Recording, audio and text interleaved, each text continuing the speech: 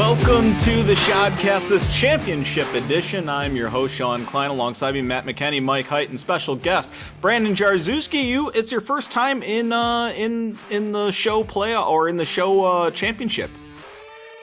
Could easily be my last. I may never make it back. Could be another 18 years.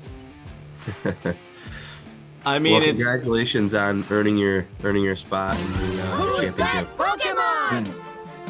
Matt and I were just talking pre-show, and it's been kind of wild because you've been in the show for quite a while now, and you've never really been able to sniff the championship. And obviously, you're a very knowledgeable fantasy person. So, why do you think it took you so long to finally make it to the show championship? I don't know. I think just running bad in some instances, right? I had a lot of teams that I thought maybe 2 years ago I had a team with Cook, Aaron Jones, and Eckler that I thought was probably the best team I'll ever make. And I was pretty much sold that if I didn't make it that year, I'm never going to make it. So I think it was just running bad in some, key instances, particularly quarterfinal and semifinal weeks. Yeah, you've been in the playoffs quite a bit. You just haven't been able to sniff the championship. Just happens, there's a luck factor. Better to be lucky than good. Yeah, I mean, you just get a random week playing against a Joe Burrow from last week or something, and or T. Higgins. Yeah, or both at the same exactly. time. Like in Dynasty last week for me. Both of them at the same time. Well, before we get into this week's scores, players. Guesses on who this was from last week. 2009 Dallas wide receiver. He had 114 points in the show, and he helped the Lossman Locomotives to the highest score in the playoffs that week. Guesses, Matt. Miles Austin. Mike. That was my guess too. Brandon. I would have guessed Terrence Williams. You all would have been wrong. It's Roy Williams. He looks like Dave Chappelle. Yeah, he does. A little bit. All right, a look back at the seeding for this week. We had Fat Jims against the Flutie Flakes and New World Order against the Rafi Bombs for a chance to win the Show Bowl. First game of the week, Flutie Flakes against the Fat Jims. What happened here, Mike? Yeah, I mean, it's a little bit of what I was concerned about out of the gyms. I mean, Jonathan Taylor, yardage-wise, had a very good game. He put up 108 yards, but he didn't catch any balls, didn't score any touchdowns. And then beyond that, there really just was not much happening for the gyms. Kirk Cousins had an okay game, but other than that, I mean, they totaled less than 75 points in a semifinal game. So Neil had a great season, but like I was talking about last week, just I think injuries really came at the worst part of the season. Henderson was just a non-factor, and has been a non-factor for the last month. Michelle's been getting the bulk of the carries out in Los Angeles, and then I mean he's starting guys like Laquan Treadwell, and Thielen's not healthy. Kendrick Bourne really just did not do anything against the Bills, so it was not Fat Jim's week. And then Flutie Flakes, the Bills had a great weekend. Josh Allen played incredible on Sunday. Knox had a pretty good game. Or not he really only had that one catch for the touchdown, but I mean you're looking for touchdowns out of your tight end if you don't have one of those studs, and he got one. And then beyond that, Chubb had a really good game against Green Bay, and Jamar Chase was part of that Joe Burrow showing, so it was plenty to get him the win.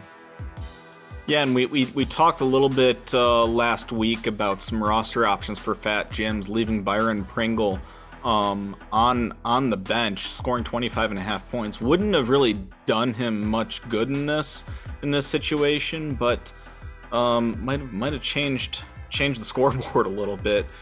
Just an unfortunate loss for Fat Jims. So Fat Jims eliminated.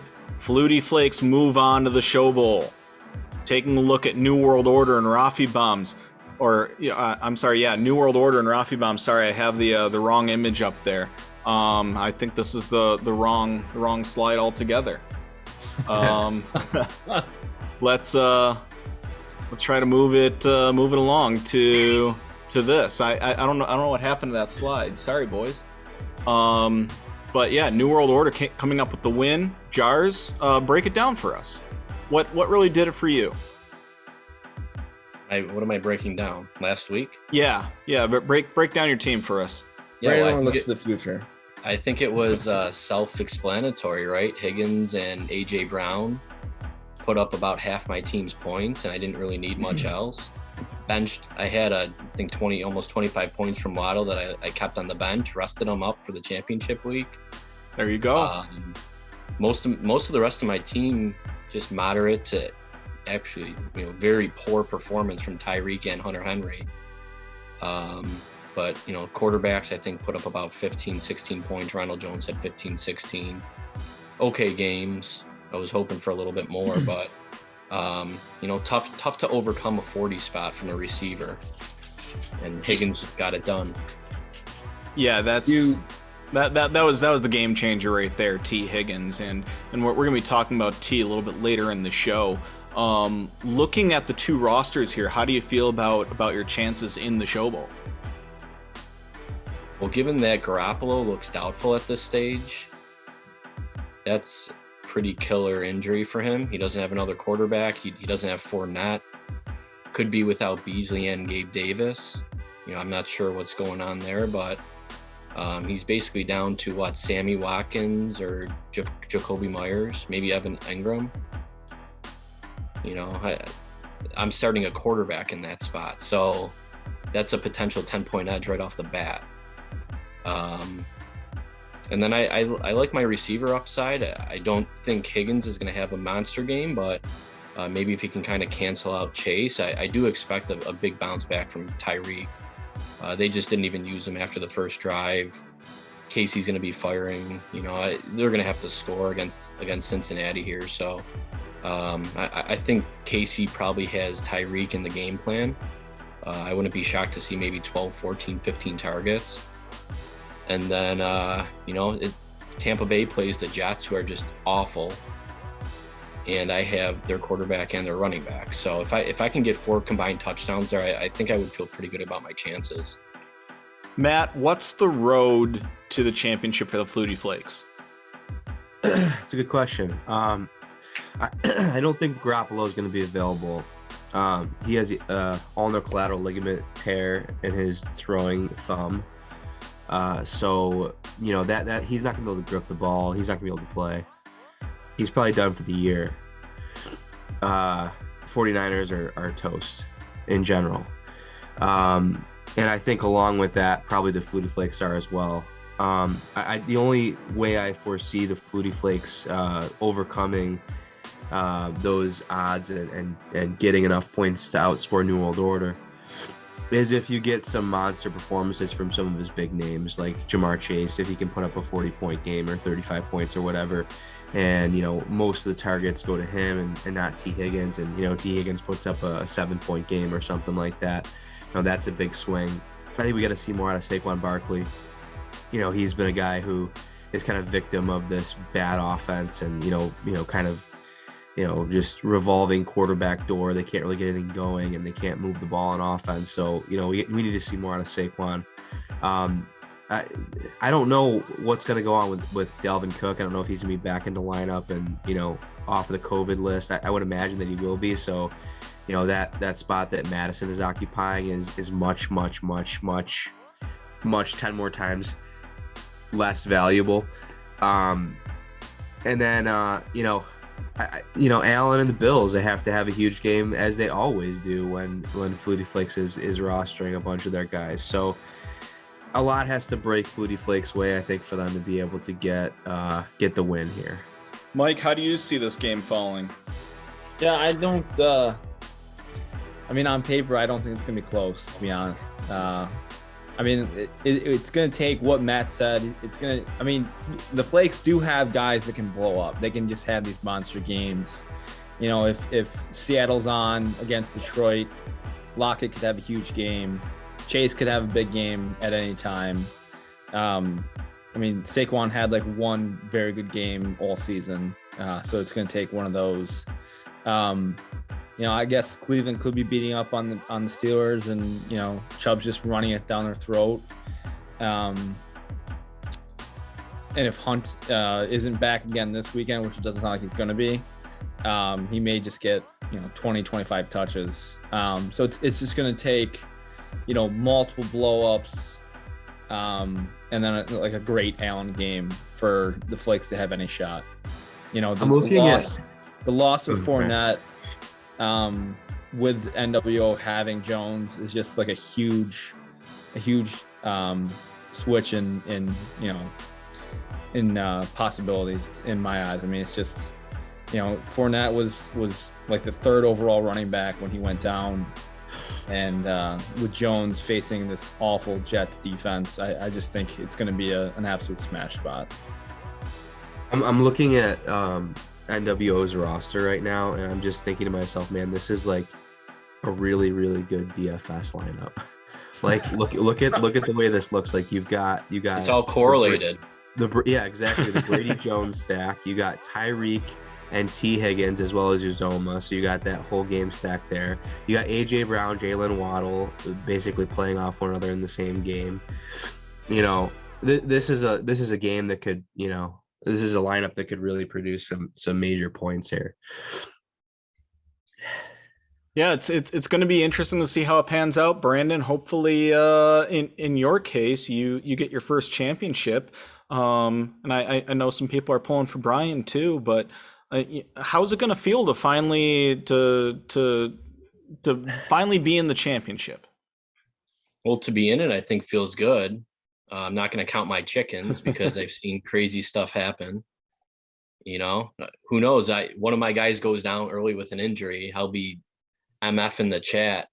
Or the way the season's been going, you still haven't survived COVID this week. Well, I have a lot of guys that are off COVID though, so I don't think Tyreek, Waddle are going to get tested again. Those are two big names. I have Ronald Jones and Keyshawn Vaughn, so I hope I have at least a piece of their running game there, and I do have Brady and Blaine Gabbert. So I think I can cover the Tampa Bay points, or I hope I can cover the Tampa Bay points, and I have Tyreek and Waddle. I wouldn't be shocked if like AJ Brown is a late COVID scratch. I mean, how just he'll put up a 30-point and then he's just useless for 4 or 5 games. Did you have any hesitation starting him last week or no? None. I was all in. Actually, me and Simpson talked about this at hockey on Thursday. He thinks a lot of people would have sat him in that spot, but even they have nobody else to throw to though, so that's kind of the problem. Well, they had that, and Rafi had Debo and Kittle, who I thought could put up some points between both of them, and it's like, I don't know. In my mind, it was just a no-brainer given the fact that I was facing Debo and Kittle. So I just pretty much plugged them in. And then he did nothing we got off the ice at hockey, and I think he had 1 catch for -2 yards. Yeah. And then the second half, he just went nuts. Yeah. Tannehill was not looking anywhere else that second half. Jars, in your opinion, has there been a fantasy MVP this year? A player? Yes. Could be someone from your team, could be someone from someone else's team. Who would you consider the fantasy MVP? I think it's actually Josh Allen for the Flakes, because there's QB1. Yeah, well, he's QB1, but he's had injuries, he's had COVID, he's still here. I mean, it always Allen had like, COVID? No, the Flakes have had some COVID issues. Oh, gotcha. They're backlogged 6 pills, as a matter of fact, maybe even 7 pills, as a matter of fact, right now. But yeah, like guys in and out of his lineup, he has the QB1, and he's really needed them, because Garoppolo missed some time, so he's potentially taking zeros. Well, he wasn't starting a quarterback in that number 2 spot for a while. Yeah, he went through a few weeks there where he didn't have a quarterback to start there, so he plugged in someone else. And really, I mean, I haven't actually done the analysis, but I bet if you went through his lineups, his Allen down weeks are probably his losses. on the season, and then he has 3 high point weeks. I was looking at the high points earlier. He had 3 in like the last 6 or 7 weeks. I'm guessing those are probably the Allen games where he went off for 30. It's interesting, if we if not for injury, we might be having a very different discussion, and maybe Lacombe would still be alive with King Henry being the fantasy MVP, because he was having an unbelievable season up until his injury. But Cooper Kupp has to be in discussion too. He's going to have the second best receiving season we've ever seen. I was just going to say I'm a little biased, but I think Kupp got to be in the discussion there too. But yeah, I mean, there's been a handful of really good. I mean, Jonathan Taylor obviously has to be mentioned. Debo Samuel. Yeah, I mean, there's been a handful of guys who've been really good. Jars, has there been any talk between you and Brian of splitting the winnings this year? None. That's something. Even if I texted him, I don't think I would get a response back by Sunday. Does he know he's in the finals? Is a better question. I'm gonna say yes. You? I mean, who doesn't want to add $1,000 to their bank account? I mean, I think he knows. I think he's aware. The kid spends it in Allentown in a weekend. That's nothing to him. Well, he owes the show at least 7 shots this year and probably 3, 4, 5 from last year. You better bring a couple bottles. I thought he caught up on those 5 from last year at the draft or something. He wasn't at the draft. Yeah, we were at a wedding.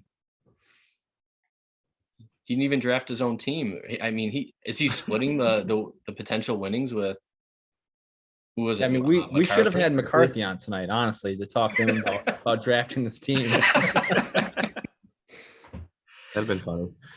What a team he put together for him. Just how many waiver moves does the Flakes have? He made one waiver right? move. Does he have one? Was it Ernest Johnson? Like $100. It was he went $100 on Ernest Johnson. Didn't start him the week. Ernest, that's right. Yes, he had like 35 points or something on his bench. Yeah, incredible. It's just amazing how play on Thursday. It was a Thursday game, and he didn't know that he was playing on Thursday, so he didn't insert him into the lineup. And so he just. That's how championship teams are built, man. Last week he had Garoppolo in the OP. Yeah.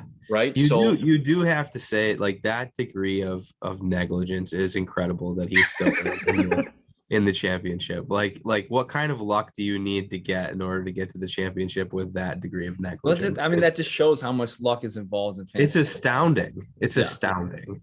But I mean, just think of very basic, I think, roster start sit decisions is you put your earliest starts in the non-flex spots, right? Because you want to leave as much flexibility later on. And he started Garoppolo early. He has no other quarterbacks on his roster, doesn't roster Trubisky. What if Allen came down with COVID before the game? He's by default taking a 0 from QB unless he can pick up a starter. And, it happened that there were some absolutely horrible starters, but I mean, I know I would have been bidding. I'm sure Neil would have been bidding if he heard that Allen had COVID. He would have been bidding on some of the QBs. So it was no guarantee that he was even Brian could have even picked up a quarterback then. Well, he didn't have any bidding power. He didn't have any money. Well, I mean, you could still bid 0 and grab a QB. Sure. Right, but could have been easily outbidded. But the thing is that if he had Garoppolo in the QB, he can bid on any position. By having Garoppolo in the OP, now you have to bid on it. Quarterbacks are only out. I think you'd be getting a blank stare from Brian right now if you're trying to explain this. I'm sure he didn't think about it, but. Hey, he's got his next year's dues already paid for, so no skin off his nose. He might win. He might have his next, 4 or 5 years dues paid for. Well, I'm saying at minimum, he's got next year paid for. So is that all you get for second place? Is $250? No, I think it's more than that. Oh. I think it's 500. Like 500. If I'm not mistaken, I don't know. I could be completely off by that. It's a $750. I think third place gets something too, don't they? First place is $1,250. Second place is $750. Third is $450. Yeah, so that's not too bad to get third even. Potentially. So third place goes to Rafi or no, they have to play a consolation game. They play. Neil and Rafi play. Gotcha. All right. So, all right. But for show purposes, the only game we care about is NWO versus the Flutie Flakes, correct. and we're gonna get it this week. Jars, thanks for coming on the show this week and talking about your team. We always appreciate it. It's a revenge game for me too against the Flakes. You lit me up in the regular season. As if there's any more incentive that needs to be added to this thing. I'll have to motivate the guy. I'll have to motivate all the 1 p.m. starts. No PMR this week. None. Yeah. Not interested. My playoff motto has been points on the board.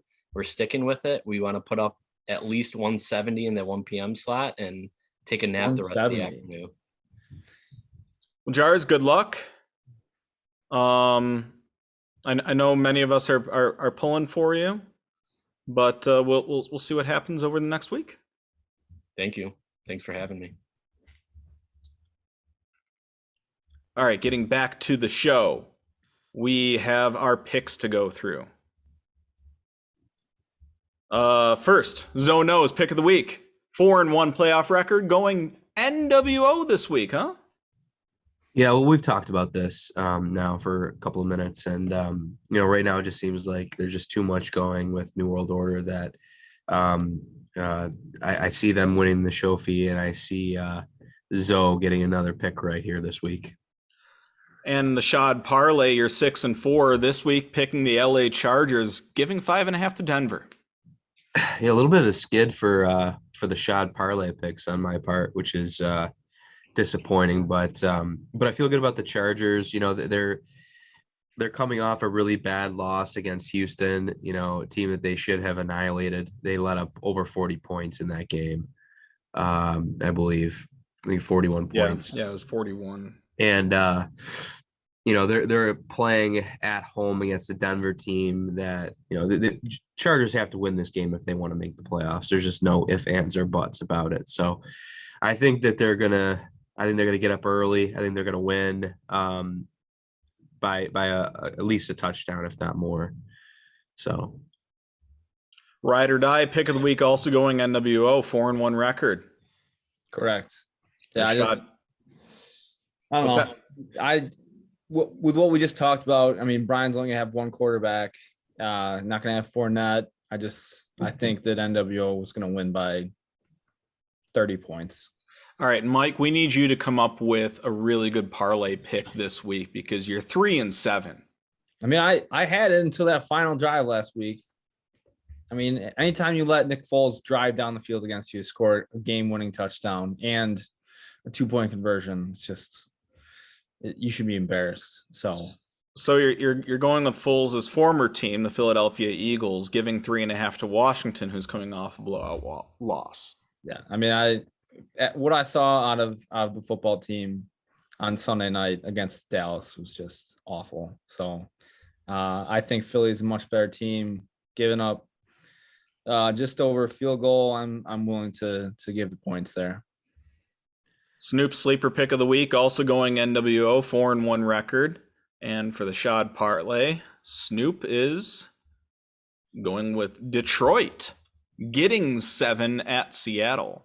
I think we just shared an article this week saying Detroit's something like 10-2 against the spread this year. Yeah, 10-5. I was posting that because Mike made a comment earlier in the year, never bet the Lions. I think he said it on the SHODcast, and so I put it up there because the Lions are actually an excellent bet this year, paying out tons of positive money. So, and I think not to jump in here on this, but Seattle looks like a dumpster fire too, and Detroit's kind of a scrappy team. So you give them a full touchdown, that's not too bad. Yeah, that's exactly how I felt about it. Is let's take the points. Do I think they're going to win? Probably not, but I feel like a lot of Detroit's games this year have been close losses, like within touchdown or even a field goal. So give me the 7 points at Seattle. Low point total too.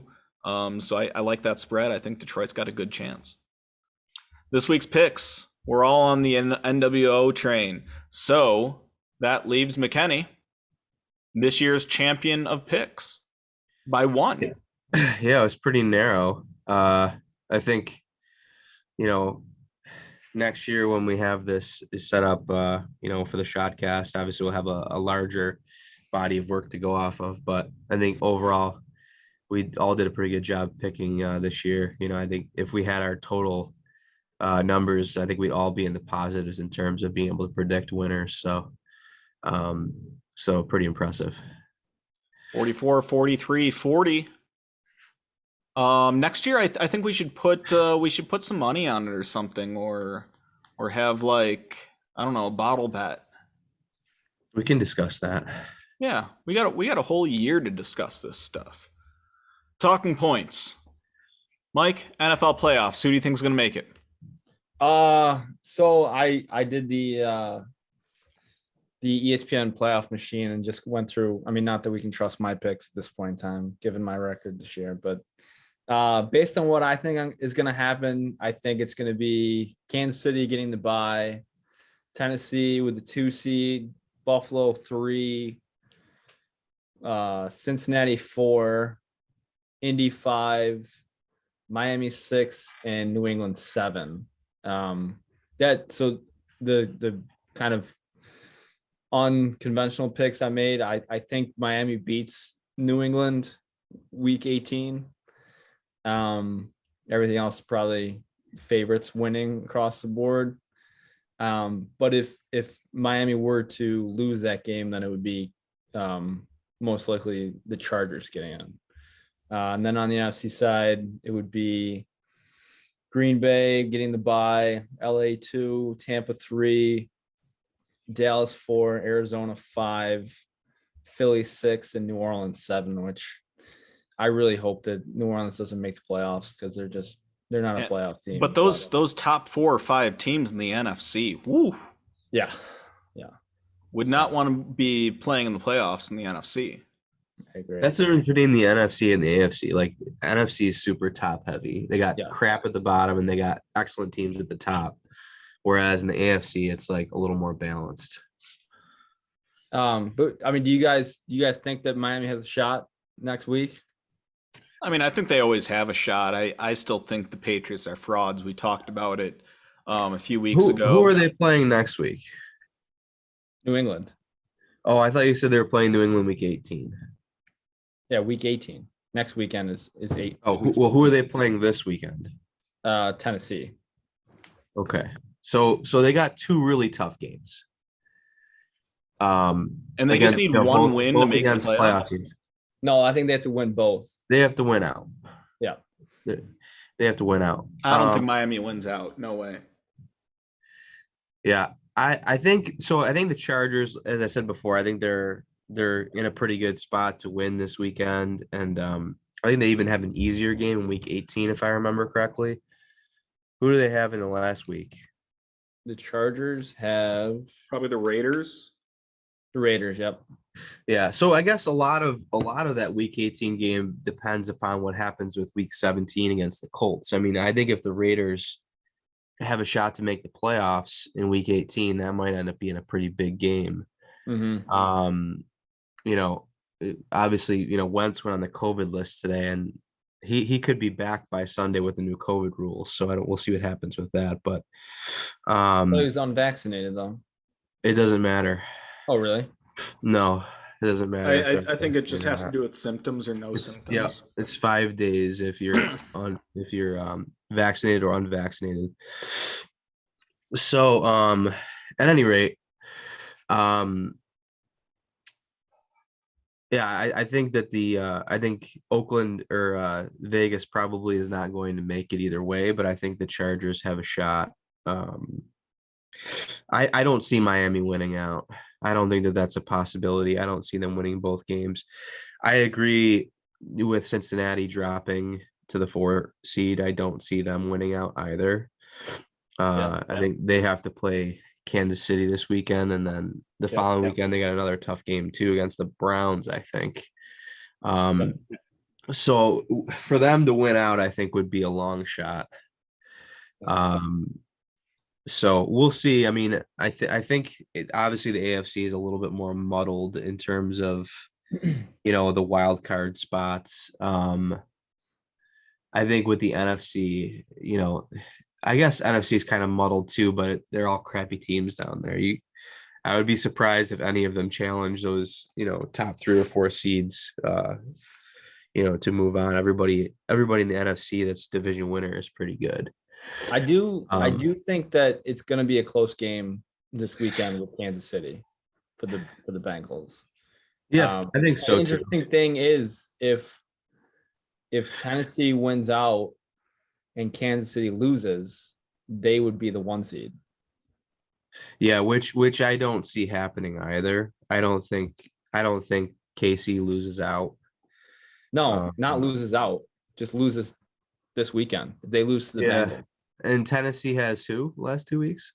They have Miami and Houston.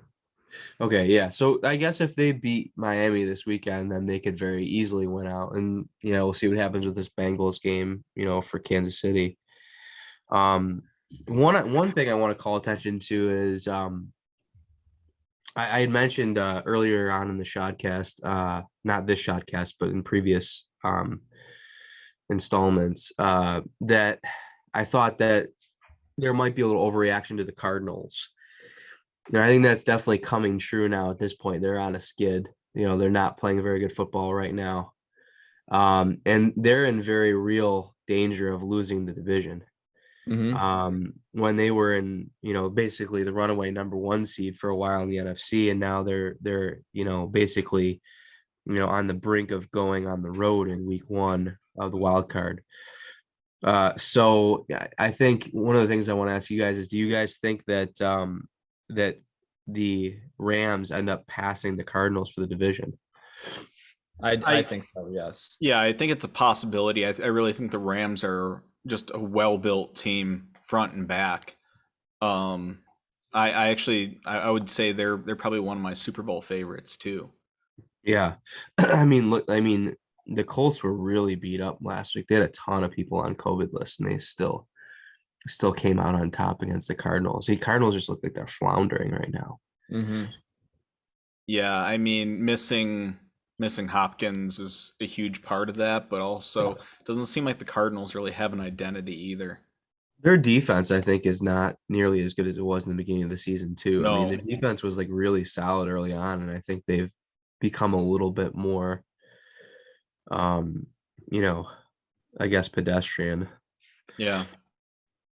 So who do you think's going to win the Super Bowl if you were to make a choice right now, Matt? Oh gosh. Well, my heart says the Colts, and my brain says it's hard for me. So I guess originally I would have probably said Tampa, but with all their injuries, I think that they're probably not going to be able to get it done this year. So, I think the Chiefs are going to be tough. It's hard for me to argue against the Chiefs right now. I suppose, I guess if I was going to make a sneaky pick, I probably would say the Cowboys look really good too. I think they're a team that could maybe come out of the NFC. Cowboys are a sneaky pick. Yeah, I really think Green Bay is overrated. I don't think Green Bay is as good as they really are, with their record, and I see them having some limitations in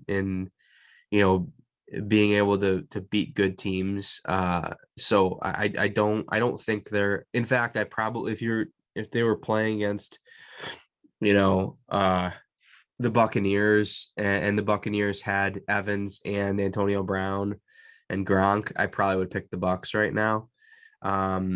But I guess Levante David is a big part of that too. But yeah, I guess if I'm back against the wall, I guess I'm probably picking the Chiefs.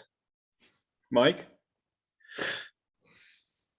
I agree with Matt. I think I'm looking at the NFC teams right now, and I feel like they all kind of have warts. And I think almost all of the top heavy teams on the NFC have the same wart, which is just they can go for long periods of time where their offense just does not show up.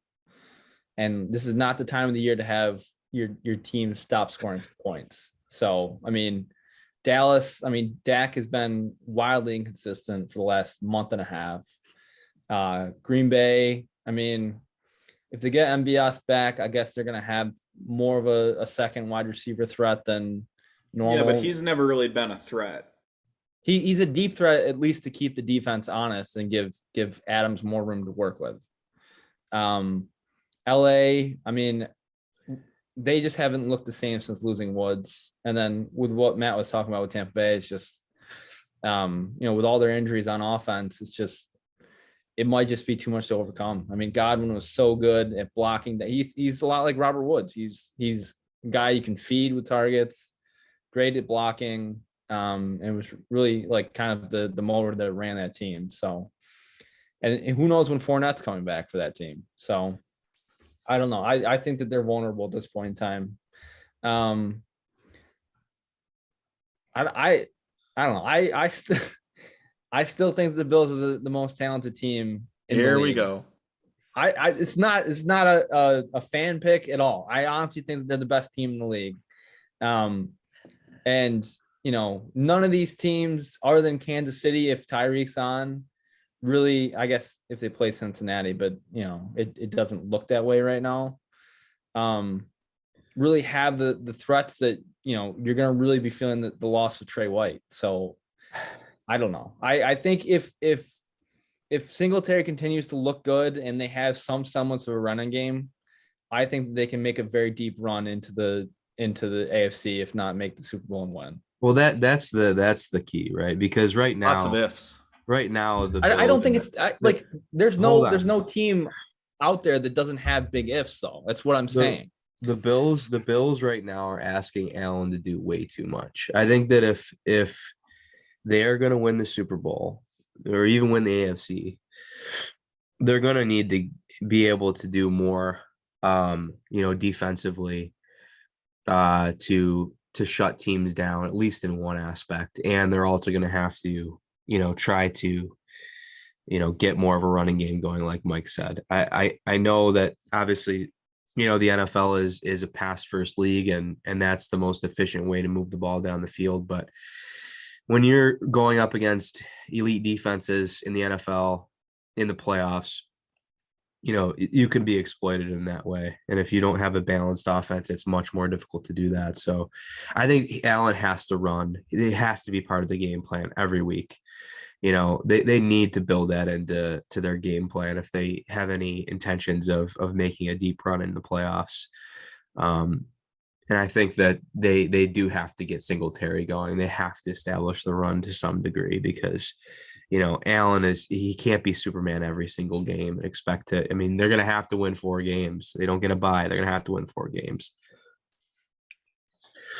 On a more somber note, John Madden is making our talking points for the second week in a row. He passed away earlier on Tuesday. Matt, talk about the impact Madden has had on your life in particular. Because I think he's touched all of our lives in some way, whether it's personally or not. Yeah. So John Madden, iconic football legend. I think when I think of John Madden, I think of the voice. I think of the enthusiasm that he had for breaking down football. I don't really know him much as a coach because that was before my time, but as an analyst, like I always enjoyed watching football Sundays when John Madden and Pat Summerall were on the tube. And, it's been a while since he's been in working in that capacity. And really the only thing that's lived down about him, publicly is the video game, which obviously we voiced concerns about last week. But in terms of John Madden, the person and what he brought to football, if you need any more evidence of that, it's just the fact that he's got such a legacy is pretty impressive. So really pretty awesome character for football, and definitely I don't want to say shocking news because it wasn't like he was a young guy, but definitely an impactful person to lose in the football world. Mike, any final thoughts on John Madden? Yeah, just kind of sad to hear that he passed away.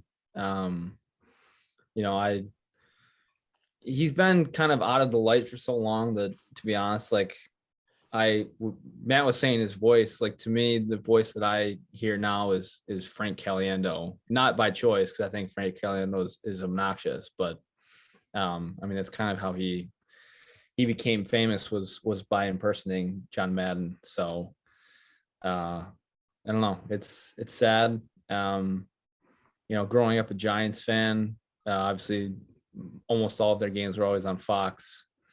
And I just remember kind of listening to him and Pat Summerall kind of going on. And I just always remember thinking, even as a little kid, kind of thinking that he just kind of sounded like a kind of a bumbling old man. Like when he would get excited about stuff, he really couldn't find the words, and he just kind of made like guttural sounds. And Pat Summerall kind of had to work it out. That's part of what made him great, though. No, I agree. I mean, that's kind of what, yeah, I agree. We'll definitely have a turducken sometime this year in honor of John Madden.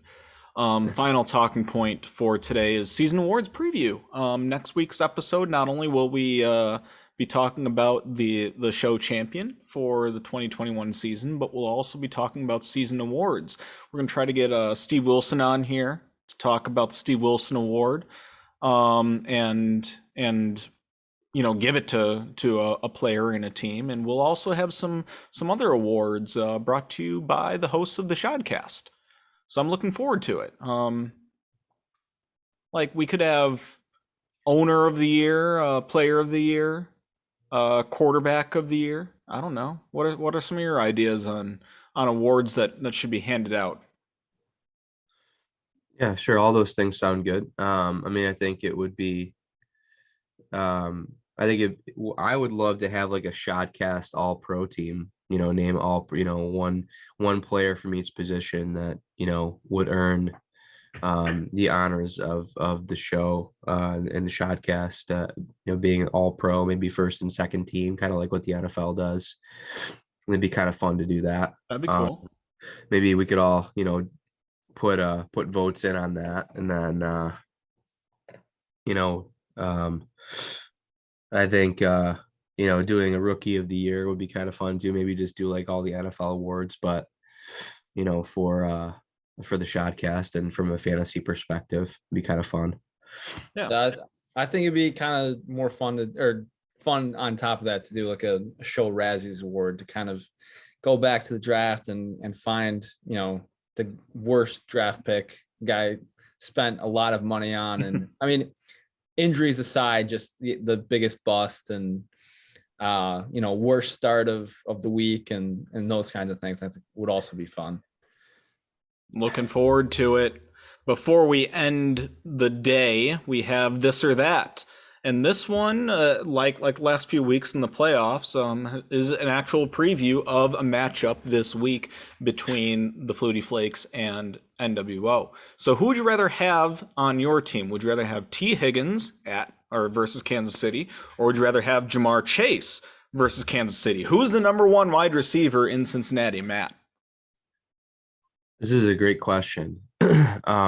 Obviously, T. Higgins is coming off, a huge performance last weekend. So, I think a lot of the spotlight is on him.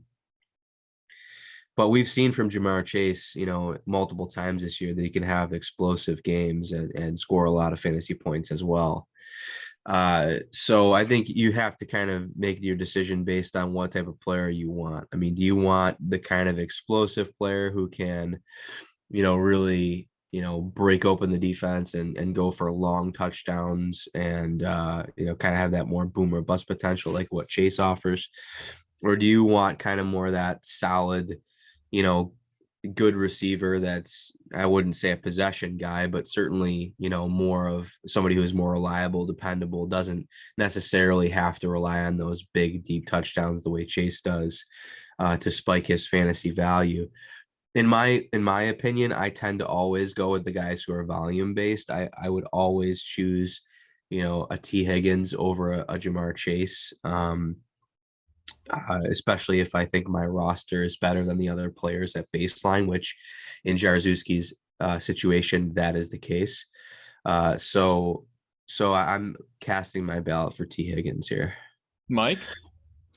Most weeks I would agree with Matt.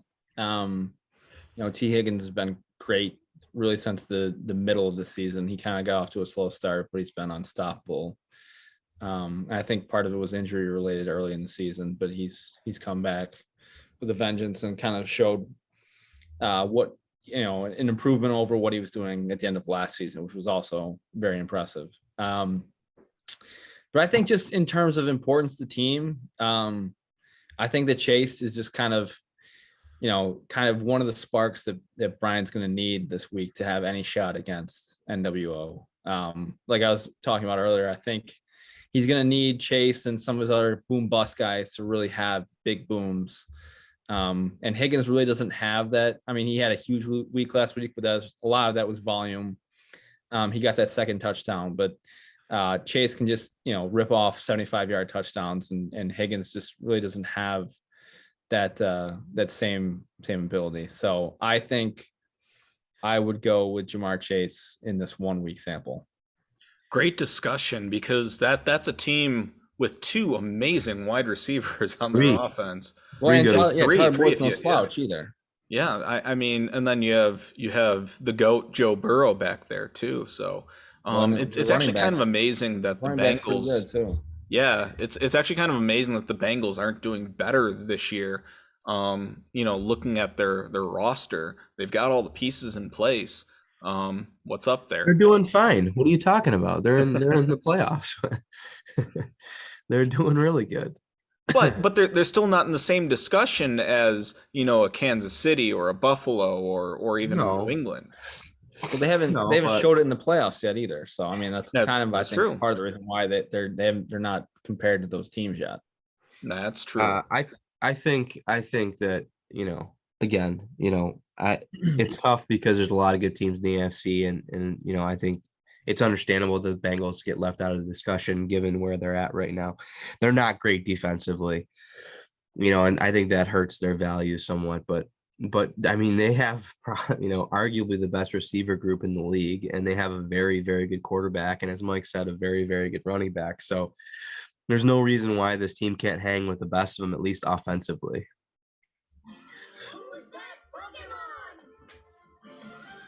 Here are your hints for this week's Pokemon. 2010, 49ers wide receiver, averaged 9 points per game in 2010, and he helped Fancy at CityGrill.com get the high score of the consolation bracket that year. What are these team names? I think that was an old Jars team name. Yes, I believe so as well. Interesting. I think there was like a shooting at City Grill in downtown Buffalo, and Fancy at CityGrill.com. Initial guesses. Oh God! I mean, this is 12 years ago now. So I don't know. 12 years. I can't think of his name. His dad plays in the MLB. He fumbled in the divisional. I think the divisional game against the Giants. I can't think of what his name is. I could be thinking of the wrong person. We'll find out next week on the post-championship edition and awards ceremony episode of the SHODcast. Stay tuned next week. For this week, that's all we got. Take it easy.